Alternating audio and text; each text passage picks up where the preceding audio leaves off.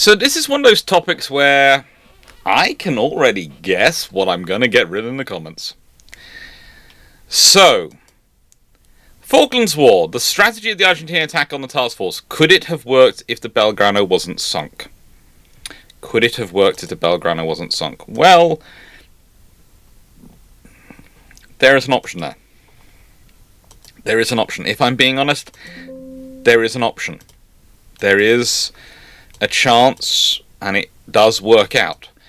But, and I'm going to do what I normally do, which is the history, and then I'll do the alternate history after the Shameless book plug.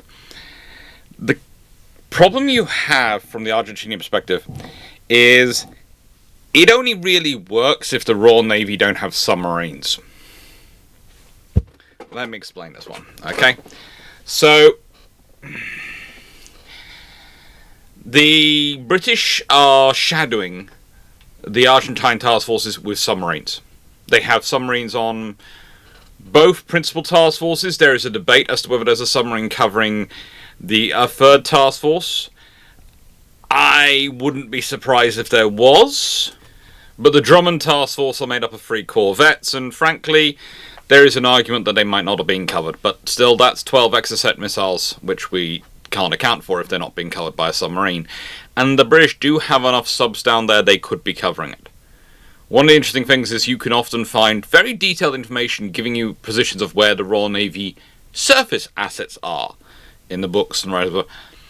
Submarines are always, well, they're in this operating area, you know, they have this area of operations, and that's quite right, but that does mean that you can look at the area of operations and think, well, they could be sitting in the area of operation away from the Argentine vessels going through their area of operations and, you know, just carrying on with their intelligence tasking. Or they could be shadowing the Argentine vessels which are in their area of operations. Which do we think is more likely? Which do we think is more likely? And after all, that's primarily why they're there, for intelligence, to tell the British and the surface fleet and the surface forces where the Argentines are coming from. Because the British go into the Falklands War knowing they don't have airborne early warning. They've been developing it for a while. They've been wanting it. There is a reason why, before the war is over, they're deploying it on the third carrier to go south. They are deploying airborne early warning.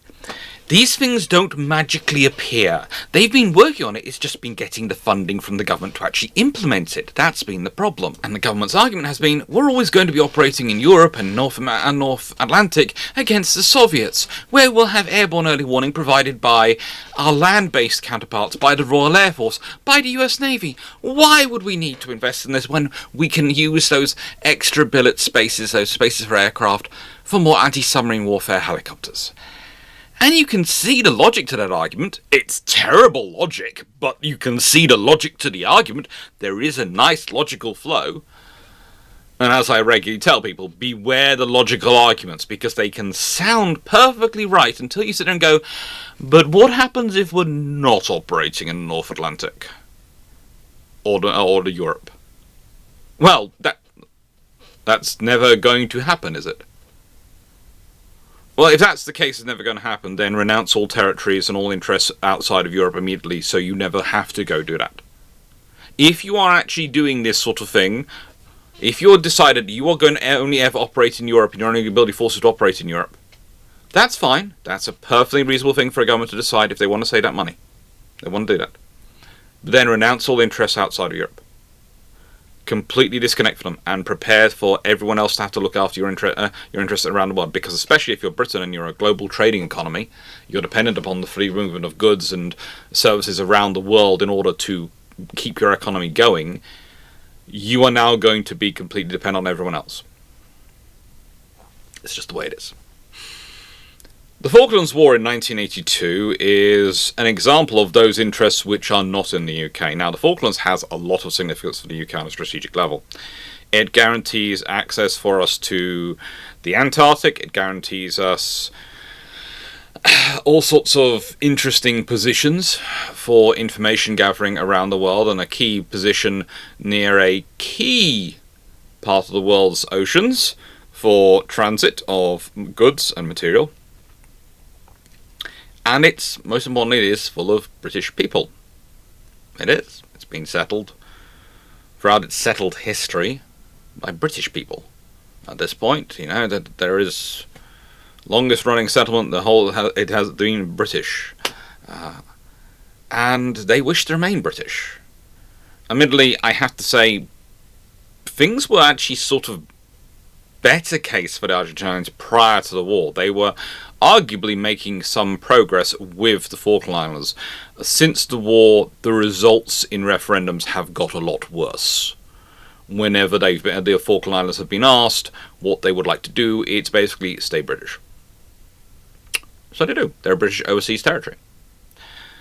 But the Falklands War happens because the British government has once again failed at diplomacy, failed at presenting themselves. And I do have to be careful in this because people think that I am being anti-government when I talk about this. No. The rule is you have to, if you're going to praise governments when they do well, you have to critique them when they do wrong. And one of the ongoing things and a problem you have in all governments which are democracies, to an extent, is with the churn of senior leadership is often they get quite bad at international relations if they're beyond the people they're dealing with on a regular basis. Because you see, the people you're dealing with on a regular basis, you meet with regularly, you build up relationships, you have a relationship with them outside of your position. So maybe, let's say you're talking about British-American relations.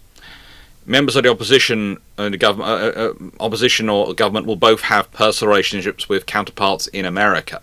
Then they will be able to talk to each other and they will understand each other that much better. But the odds are, the only people who are going to really understand the governments which are not anywhere near and not regular friends, regular people they're talking to, are going to be the professional diplomats. And they might be being listened to, they might not. The professional diplomats in this case were mostly telling the government they're thinking about war. They're going to think about war. They're going to do war. And the British government is basically ignoring them. Now, the thing is, the British government had also done a lot of other cost-saving measures, and when they were considering cost-saving, and this is one of the other things that comes up a lot with defence procurement, defence spending, as people think about war-fighting capability, they don't just think about risk management or conflict management capability as well. And you need to think about both, realistically, when you're making decisions about procurement. You need to think about what's our conflict management tool, what's our conflict fighting tool, because these things can be different assets. Okay?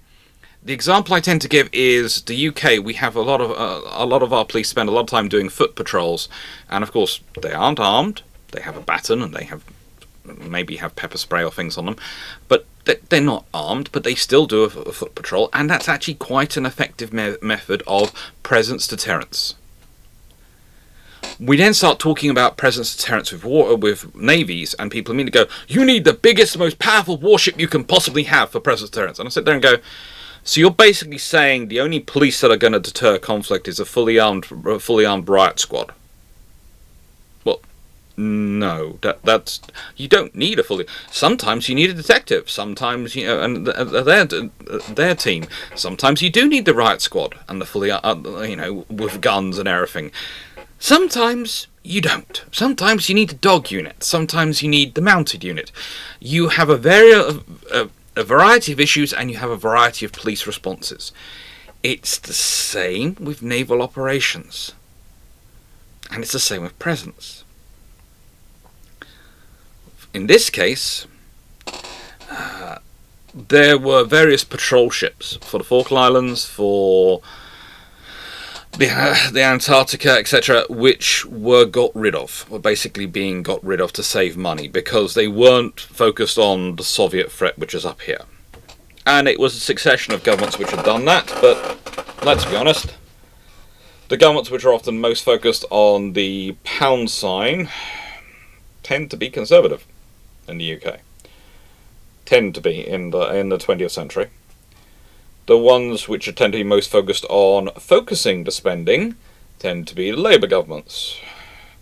So both of them tend to ignore things like ships in out-of-area operations. Therefore, the Argentines, who were having an issue with their economy and had a dictatorship which was looking for an external opponent to unify the nation against, because they were frankly suffering from internal issues that were quite vicious, decided that now was a good time to reclaim the Falklands, as they put it. The thing is, Argentina had never had the Falklands. Spain had a claim to the Falklands, which they'd lost to Britain in a war, and Argentina has claimed that they've succeeded that claim. Hey, you need a national myth to help you unify your country. I've no qualms with that. Most countries have them, in some form or other. But in this case, it's a problematic one. And so, the Argentines turn around going, well, the British aren't going to fight, they're not going to do it, and also, even better, America's our firm ally, and they need us more than they need Britain. That was literally the Argentine thinking, that America needed Argentina more than they needed Britain. One of the other nuclear powers in NATO was less important to America than Argentina. Look, in the nicest way, the Argentinian people probably understood, could have worked out the differential, but the Argentinian leadership have egos, and those egos write checks they can't maintain, and so they invade. They take the Falkland Islands over. They fight battles with the troops who are, well, the naval party which is there to defend the Falklands. It is a small naval party of Royal Marines. They did their best, but there was a couple of dozen of them, not enough in any way, shape or form. And, well, then the occupation begins. And the British respond. The British weren't supposed to respond. They're sending a task force. And the Argentines have to react to this, because realistically, they weren't planning on fighting a naval battle or a war with Britain. They thought the British would just accept it, roll over and give in. They thought, Britain hasn't got these ships anymore, they're not interested, they won't do this. Unfortunately, realistically, if they'd gone to the negotiating table, they could probably have talked the British to handing the Falklands over at that time. They really could have done. There is enough of this interest in government, all sorts of things. They could probably have won by diplomacy at this point. Unfortunately, once they did the invasion, they made that impossible. Even to this day, I would argue that any government which seriously was looking at this would get reminded about how many people had died very quickly to keep the Falkland Islands British and under British protection. And I almost do classify it as British protection rather than British rule, because once you start looking at the Falkland Islands itself, the democracy, the government they have running, the way they run their systems, it's a very vibrant place. And yeah, it's a British overseas territory, but that basically means the British are, as far as defence and foreign policy, you're British. But as for everything else, you are Falkland Islands. And so the British send a task force south, and that task force includes lots of submarines, as well as lots of surface ships and a pair of carriers. And the Argentines come up with a plan of, we'll have the Belgrano come from one direction with a couple of escorts. They'll be ASW-ish escorts, but they are really, well, they're Sumner-class destroyers. Yes, they've been modified. Yes, they've been upgraded as Sumner-class destroyers are wont to do by this period, but they are still Sumner-class destroyers from World War II. They have some Drummond, a task force of 3 Drummond corvettes, which are coming in, and they also have the Vicente de Meo, the aircraft carrier, which was going to be capable of launching a strike of 8 aircraft. Now, the interesting thing at this point is the Royal Marines and the landing force haven't yet arrived. They're not in station, they're not anywhere, so the task force is completely free to maneuver. there are some really interesting ideas that are put together. One of them is that there's going to be a surface action group sent to engage the Belgrano, as well as the submarine shadowing it. There is a submarine shadowing the Vincente de Mea. There's also plans to launch a strike with the Harriers. And, as said, there is a whole debate as to what might be covering the Drummonds. But the odds are there's something. Now, the Argentine Plan, as we all know, fails when the Belgrano is sunk. That's when it's fallen apart. They've planned to turn around. They've got 20 exocets. They've got 8 aircraft going. The Skyhawks going to be attacking. That's going to be quite a heavy force, quite a capable force. In this way, those missiles leak through all that cause trouble. You know, we know if they hit the hangar, like on one of the ships, the Glamorgan, they will cause a lot of damage, but won't necessarily sink it. But if they hit the centre of mass, even on a Type 42, they could sink it. The carriers might be able to absorb a hit and not sink if it hits them, but they're not going to be able to keep operating, and those carriers are the only 2 they have available. There's a third one back in the UK, but that would need to be brought down. This is high stakes. Historically, this is what happens. We have one of the worst headlines, I would argue, in its history from The Sun. Mainly because I just don't like the alliteration. But we'll leave that to one side. The Belgrano gets sunk. The Belgrano gets hit by a torpedo.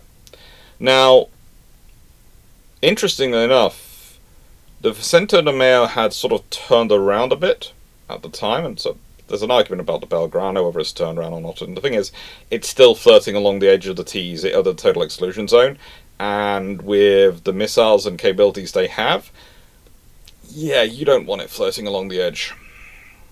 You don't. And also, these are enemy warships. Total exclusion zone counts for everything, but to an extent, warships, when you're in a state of war, does it really matter where they are? They become a legitimate target. They do. That might seem strange to people, but warship, i.e. a ship flying the national flag and armed with weapons, yeah, wherever it is, it's a legitimate target if you're at war, in a state of war between the nations. And there was a state of war. I know there's some who try and argue that there wasn't a state of war, but one nation has invaded the territory belonging to another. That's a war. I'm sorry. I know there are people who want to try and make this down to, but under this definition of law, or we can call it a conflict, or this or that. It's a war. Let me make it easy. It's a war. One nation has invaded another.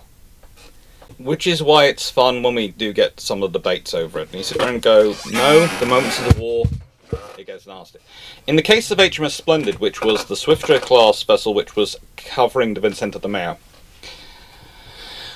they are watching it. They have watched it for quite a long time when this is all going on, and the whole phrase is they lose it, and then it's turn around, going wrong direction, going away, so they don't carry on and don't engage.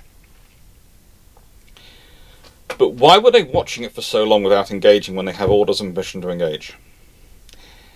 I think rather like with the, and this is my own speculation on this, I will say this is my own speculation, but my suspicion is that the captain of Splendid, who was a very smart officer, the commander, Roger Lane Knott, who goes on to become a Rear Admiral and served as Commander Operations and Flag Officer Submarines for the Royal Navy for a few years.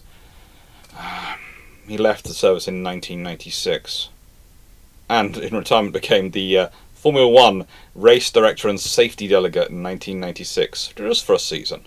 Just for a season. It sounds like something fun to do for a season. Anyway, my suspicion is he was waiting to see aircraft on deck. If the Argentinians had started arranging a strike on deck and getting their 8 aircraft on deck, that's when he fires torpedoes. Once there is a viable threat to the task force, then he's going to do it.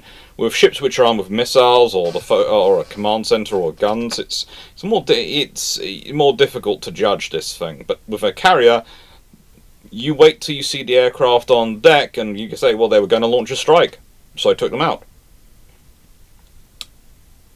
There's no question then. There's no argument over the exclusion zone and all those things. And I realise some of the arguments over the exclusion zone and those areas do actually come from Rear Admiral Sandy Woodward, who was the Carrier Battle Group commander. But I would argue again, as having talked with Sandy a bit when he was alive, and yeah, he was a fun character. He was a nice guy, but he was a fun character. To be honest, Admiral Woodward had a very, very defined definition of things, and sometimes treated certain parts of international maritime law as if they were codified documents rather than precedential documents. And that makes a difference. That makes a difference in how you interpret it. And it makes a difference in what you're working with. And if you're working on precedent, you look at the precedent and you go, well, there's actually grey, there's fudge in the precedent. If you try and treat that precedent-based thing as being a codified, defined thing, you then end up with issues. But as said, when you're in a war, when one nation has invaded another, and you are a warship, if you were a civilian merchant vessel flying the flag, that's a different thing. When you have a TEZ exclaimed, if you're attacking things out of the TEZ, that's more an interesting thing and a differential, and that's where some of the discussions comes in. But when it's a warship, and I think with Splendid, the only reason the Belgrano is the only one sunk, not the Vincent de Mea as well, is because Splendid was literally loaded with a full load of World War II era Mark 8s, which was also what was used on the Belgrano. Just to make sure, because they knew they worked, unlike they weren't sure about the new torpedoes, but they knew the Mark 8s worked. The Vicente Mea, if she'd put aircraft up on deck, I think she would have very quickly found some holes in her and would have been otherwise engaged. But she, of course, the Vicente Mea also has the Type 42s with her, and they're 8 Exocets. So you have 20 Exocets on this top group. This is the thing. This group was going to be attacking with Exocets and aircraft. This group, the Belgrano, was in some ways, I think, a distraction, but also probably the force that's going to come in and finish off everything. Because there's nothing that can realistically fight the 6-inch guns if you've done enough damage to the surface force. There are a few ships which have Exocet missiles, etc. themselves, and can use those, but they'd probably fire those in this direction down the line of attack as a way to respond to the attack from the surface groups. It's an option. Also, how are the Argentines going to find the task force to aim on it? Because some of the Type 42s are going to have their radars active for air defense. Again, the problem with without airborne early warning, you have to give away your own surface ships' positions. You don't have the option of having them all being radar silent. They have powerful radars, and those radars are really useful. But they also can give away your position massively. Now, there is a whole debate about turning them on or turning them off, and for example, you might have one ship actually have its radar on even though you have airborne early warning, because that gives you position of one ship in a task group. One ship. And it also gives an area where there's a huge amount of radar energy around, which can be seen from a lot further away than it can detect, but can still provide you with the information what the enemy might be doing within that range. But yes, if it hadn't been for the submarines, the Argentinians would have been a very scary force. The submarines basically patrol the edges of the exclusion zone and basically mean that you aren't getting in there unless you're going to get through them. And for the Argentinians, and the submarines' advantage for the British, was that the Argentinian ASW, their anti-submarine warfare capabilities, were limited. They had strike missiles, they had all the cool, sexy stuff. ASW warfare was limited. Now we reach the Shameless book plug. So when this video goes out, I should be definitely wandering around Japan, and hopefully I've been able to do some brew ships and lives and updates as I've been going, and I've been doing some shorts and things to tell you what I've been up to, and I really hope I have been, because I'm only there because of you. I'm only able to do all the history I'm able to do because of you, because of your liking, sharing, subscribing, because of your support as patrons, members of the channel, doing super chats and super thanks and all those things. I'm only able to do it because of you. So thank you for liking, sharing, subscribing, thank you for helping the channel grow, and thank you for making all this possible. And the most important thing I promise for Japan, is this. I will make sure to come back with a lot more information about Mitsumasa Yonai, so that I can continue on other ongoing discussions it seems to be we keep having about him and his impact on Japan, because he's a really interesting character, and it's a really fun thing that for me, that the amount of people who have sort of found him interesting through this channel, and I'd like people to learn more, and I'd like to learn more myself, because he's a really, really cool naval officer and a really good leader of Japan. So we have to be careful, because if the submarines aren't there, then there's one scenario. If they slip the submarines, launch the strikes, the sheer amount of electronic noise means that the submarines are going to work out very quickly what's happened.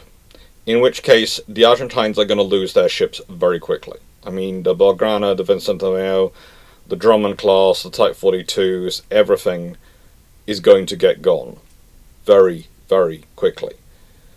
Why am I saying this? Because, well, that's what the submarines are trained to do.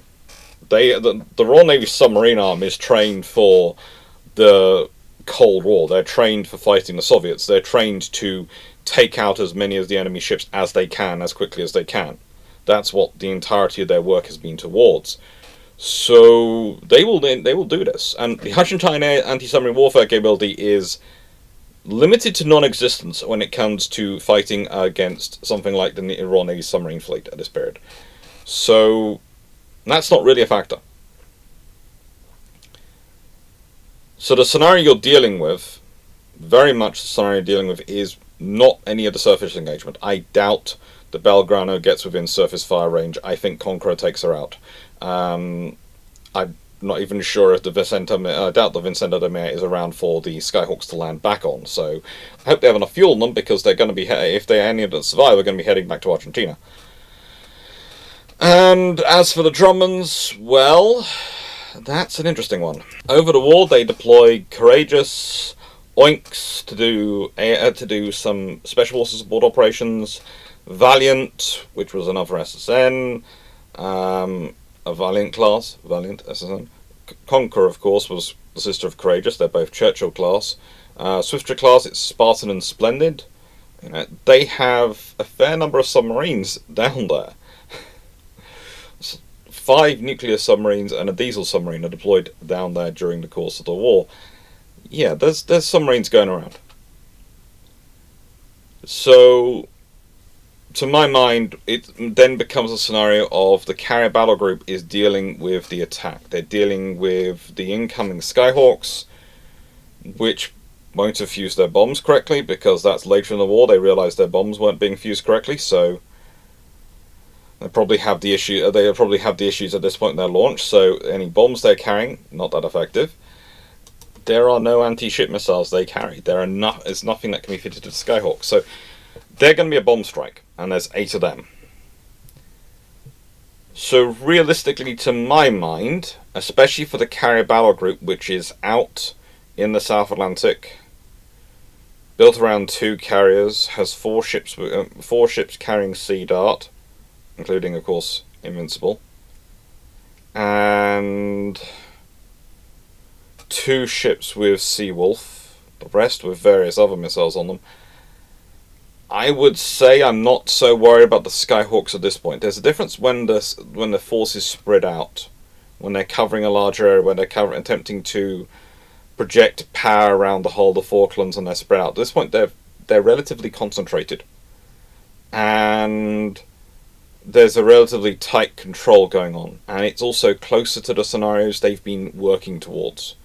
They've been operating out. This is one of the things, once we get into the Falklands itself, the amphibious warfare, especially Bomb Alley and those places, That's been part of the Royal Navy operations, but not something they've been really training with. If you look at the number of escorts sent to support amphibious operations, amphibious exercises on northern flank in Norway, there was usually one or two.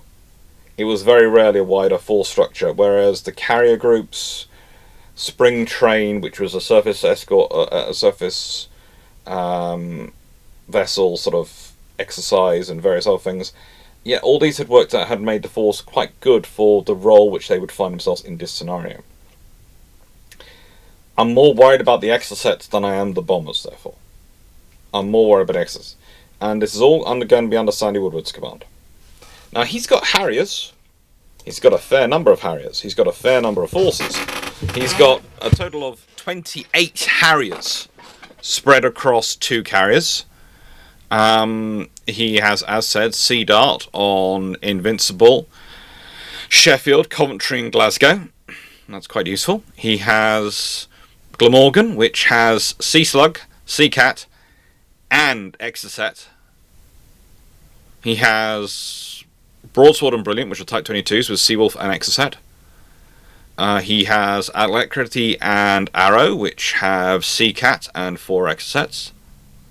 And he has Plymouth and Weymouth, which have Sea Cat and single twin 4.5-inch gun. So yes, Sea Cat, Sea Slug, not really that great at dealing with Exocet, so that really doesn't help much in that scenario. But it does provide for certain scenarios. It does provide for certain capabilities. It does provide, it's a missile system which is good enough, the Skyhawk's going to want to avoid it. They're going to want to operate in a way which gives them minimum exposure to it, and that's going to affect their operations. There's also HMS Antrim and Tidespring off somewhere in sort of this area. And I should point out that 2 of those escorts have come back from doing Operation Paraquet, which was down at the South Georgia Islands. So they've already been in operations and they're moving up. Now, the plan was to deploy a surface action group to an extent to deal with the threat of the Belgrano, which basically you have to look at the 4.5-inch gunships, and those are what are going off. Probably Glamorgan, it seems to be it keeps in a group. There's usually a Type 22 frigate in the group, because, well, you know, they might not have a 4.5-inch guns, but they do have Exocet, and they do have the irreplaceable Captain John Coward, who goes on to become a Vice Admiral. He is probably one of the single most aggressive officers the Royal Navy has at the time, and he's deployed to the Falklands aboard HMS Brilliant. And he is brilliant, but he is also seems to regularly forget he doesn't have a 4.5-inch gun on his ship the way he wants to handle it. We'll leave that to one side. He seems to think he's commanding a batch-free Type 22, not not HMS Brilliant, which was, well, as beautiful as she was a batch 1 Type 22, so she is, yeah, but still capable. During the Falklands War, she shoots down 2 aircraft by Seawolf in 1 engagement alone, but she's also more successful about that. She's helpful when Antrim's helicopter uses, it's a Wessex, and it had engaged the Santa Fe with depth charges, and she's done all sorts of interesting jobs. Her Lynx drops a Mark 46 torpedo at various points, and they do well together.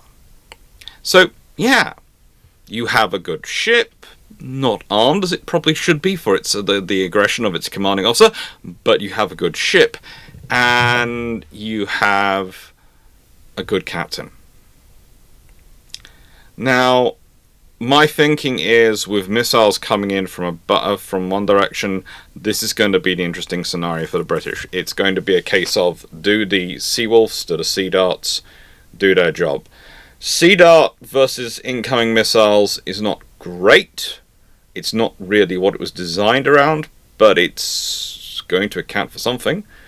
Add in electronic warfare capabilities, their ability to spoof them using chaff and false signals, and Seawolf, the two ships carrying Seawolf, each with each with 2 sextuple launchers. So there's 4 sextuple launchers. So you can theoretically put 24 Seawolf into the air quite quickly. To cover the carrier battle group against 20 incoming Exocets. You probably spoof, judging by the Exocet's performance, about half those in this time period. Probably spoof about half them. So that means you've got realistically 24 Seawolf versus 12 Exocet.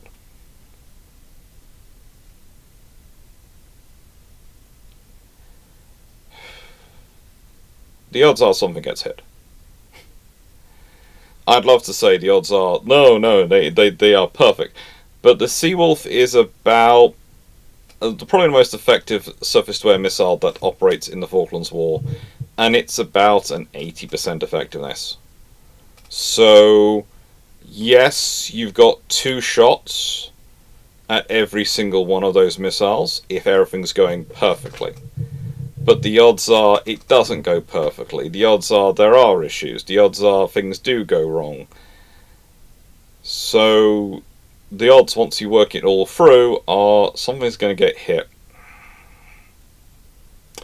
The question is it going to be a carrier or a destroyer? My thinking, it would be a destroyer, because the broadcasting radar will be one of the Type 42s. That's be what they'd be focusing and aiming their missiles on. So that's probably going to mean that a Type 42 gets hit. Now, that's not necessarily good for the war, but if the Argentines have lost their entire navy to your submarines in the time it's taken them to take out a single Type 42, that's not an exchange the Royal Navy would want, but it's an exchange they'll accept. It's an exchange they'll accept. The Skyhawks, they'll be dealt with by the Sea Darts. They'll be dealt with by the other missiles coming in. And there's 8 of them. The sheer volume of Sea Dart missiles that can be put up, the sheer volume of other missiles which can be soaring up in guns, in open waters where the ships are manoeuvring. They're coming in with bombs. They're coming in with bombs. Think how close they have to get to hit those ships with bombs. Think about the heights they have to fly at to hit those ships with bombs. And also, the carrier battle groups in open waters. They're not in close to where there's cover from the ground. There's not the ground effect issues of the radar returns from land and all those things. No, they are in open waters. I don't give the Skyhawks much chance at all of causing much damage, if they manage to cause any. Exocet, though, that's a threat which realistically the British forces hadn't been designed for. Seawolf is the closest thing they have to something being designed for it. And so I reckon 1 to 2 of the Exocet missiles will hit something. I do. That's going to be a problem.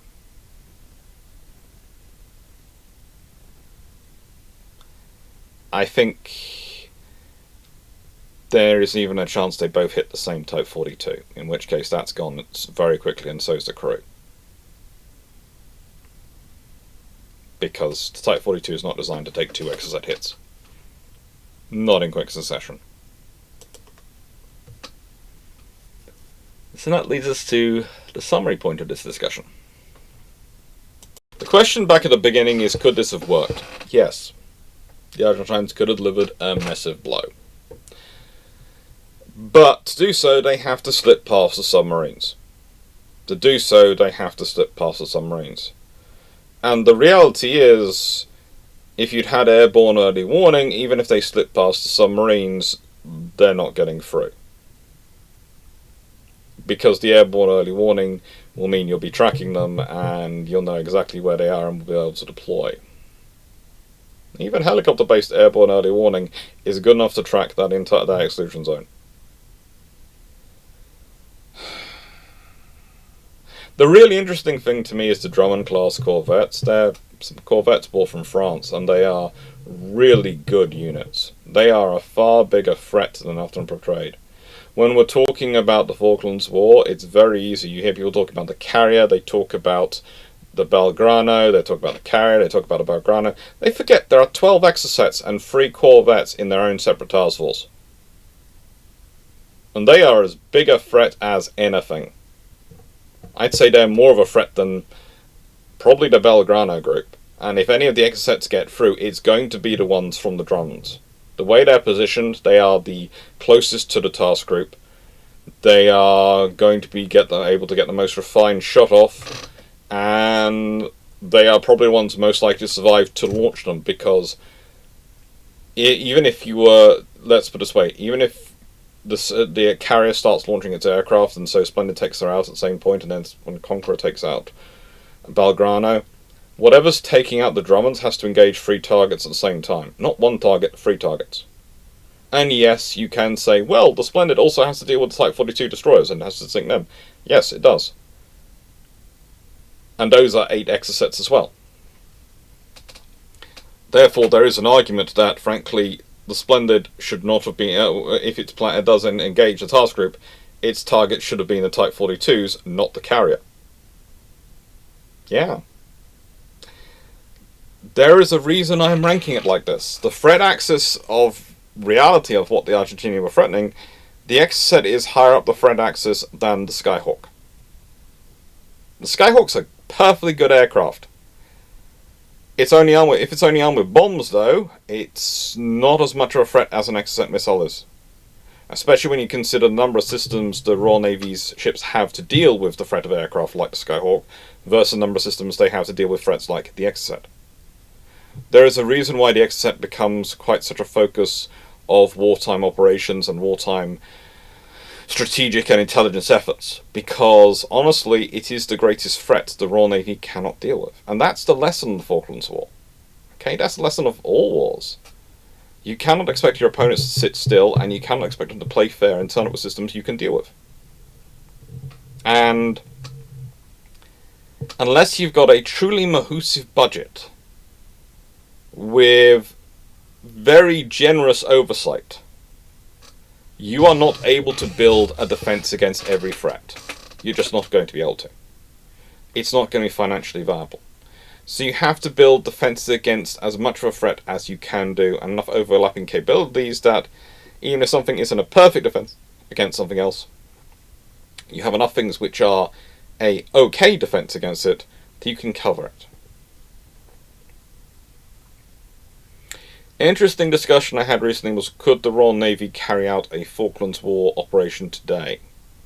Well, we can certainly take 28 F-35Bs, or slightly more even if you wanted, on south on a single carrier, but it's going to be slightly better operating than the 2 which were down there historically. Plus it's going to come with airborne early warning thanks to a crow's nest system which is based on the EH-101 Merlin airframe, plus we've got ASW. Our shortage is going to be escort availability and fleet auxiliary availability. That's something we are chronically short of. We have been pushing our forces and we haven't been building enough. You know, in this period, if you consider the size of the force we're talking about, the Navy in this period, what people forget with the fleet in this period that's deployed in the Falklands War, and it is a truly large force deployed, is that still many, many ships back in the UK, in refit, in reserve, being looked after. These are all things which we got rid of as being inefficiency. Because, well, wars were going to be wars of choice, so we could afford to run armed forces along commercial efficiency lines, not military efficiency lines. And military efficiency line is maintenance of capability. You see, that's the difference. When you're talking about an efficiency from a government perspective, to be honest, it's maintenance of capability. Do we still have the capability to perform this whenever we need to perform it? Can we carry out form a carrier battle group whenever we need to? Can we form an amphibious task group whenever we need to? Whereas efficiency is, from a financial perspective, is what is the most cost efficient, so we can decide when to use the capability. Because a company goes, right, we're not going to use this capability on weekends, so we can afford to have the vehicles do maintenance over the weekends, so that's fine, we're not running them. Or things like that. You can do that from a company perspective, and that's perfectly logical. A government can't go, you know what, look, That's fine, but we only want to fight wars in the months of March to September. We don't want to do it the rest of the year because it gets expensive. You can't do that. You don't have that choice. And that's a problem when it comes to procurement. And you can see that with the Type 45s. When they were asking for 12, they accept 9, and then 6 are built. And it's the cheapest ones at the end of the run which are cut off. The ones where you've already paid for the cost of development, you've already sunk the cost and paid for the development and research and all those things. You're literally just paying for construction. You've paid for all the tooling. It's all been paid for in the first batch of free. You've paid for everything that's gone into them. So literally, subsequent batches, you're just making more use of the stuff you've already paid for. They didn't do it. And the question becomes, what could you have done with those extra units? They could have been sitting in refit. You could have had them in ordinary and commissioned, and basically been on a policy of, right, the ships which are in major refit, in bad condition or something, we put into reserve in ordinary, and we can only commission those ships which we're actually using. So we only have full crews for those ships which we're actually using. In return, we keep reservists. We keep a reserve strength which is strong enough to crew the ships which we aren't using in normal time, so we can commission in wartime after we've got them ready. You could do that. It's not going to be a massive expense, and it would actually give you a viable capability.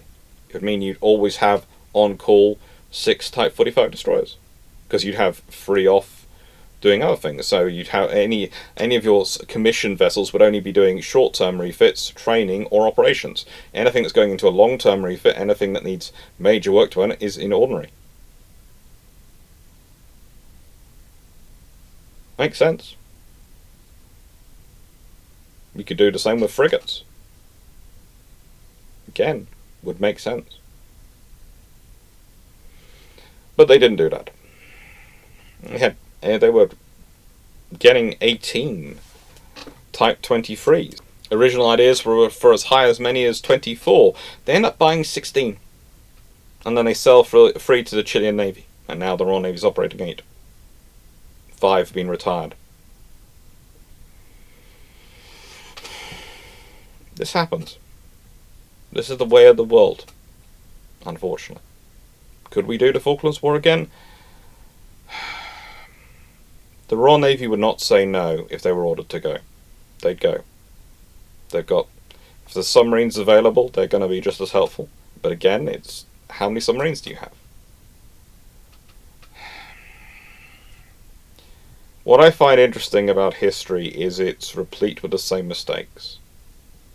The moment wars are over, governments cut heavily, and then they are slow to fund back.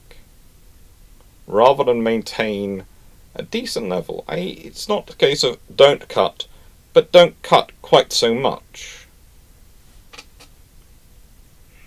Keep up a steady slew of production. Keep up something to maintain your capabilities. Don't have ships which, let's be honest, if we're talking about the Type 23 frigates, which are the cornerstone of Royal Navy efforts and operations at the moment, the youngest one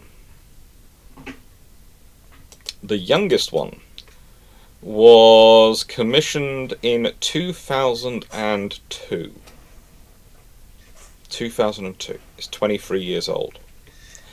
The oldest one in Royal Navy service was commissioned in 1992. 1992. It's 33 years old. This is when you start to have availability problems, because hulls get old, systems get old, everything gets old, and you need to fix it. And it becomes expensive. So could it be done again? Yes. It could. But it isn't going to be done the same way. They would be able to get some ground forces down to the Falkland Islands. Would it be 2 brigades strong? Probably not. Would they be dependent upon all sorts of interesting things to help them make up for that strength differential? Yes. Hopefully it won't happen though. Hopefully. And this is the point, realistically, is that the Falklands have a far larger garrison than they did in 1982. They have a far stronger Falklands defence force. They have a far more capable force based there in terms of to defend them from Britain. So hopefully it wouldn't have to happen again. But still, having the capability to retake it, as well as the capability to defend it, that's kind of a useful advantage when it comes to deterring conflict and deterring risk. And realistically, that's what your OPV, your offshore patrol vessel, oceanic patrol vessel, depending on who you're talking to, that's based down there as a presence in deterrence, needs to be representative of. That's what you have those present vessels to be representatives of, your actual capability. They're reminders of, there is a navy, it's large, it's capable, it's not here at the moment, but it can be here because they're ships. But it's also not powerful enough, it's a direct threat itself. It's an interesting method, it's an interesting balance, but it is how we do conflict management. And it works. That being said, today's question, and I always finish these videos with a question, is this. In 1982, you have this scenario going on. You have the Argentines have got past the submarines. Somehow, they've got past the submarines, they've launched them. If you could fit one weapon system from the period to the Royal Navy ships to assist them in that scenario, what would it be? What do you think they should have been carrying? I'd like to hear what you think. What else we got coming up? Well, next week it's the United States Naval Academy, Annapolis, and later on this week we have the evolution of the Royal Navy destroyer from daring to county, including the cruiser destroyer. That's going to be Saturday premiere. That's going to be a fun one. That is going to be a fun one. Thank you very much for watching. Hope you enjoyed, and take care. And if you liked the video, please do like, share and subscribe. It really does help the channel grow. Thank you.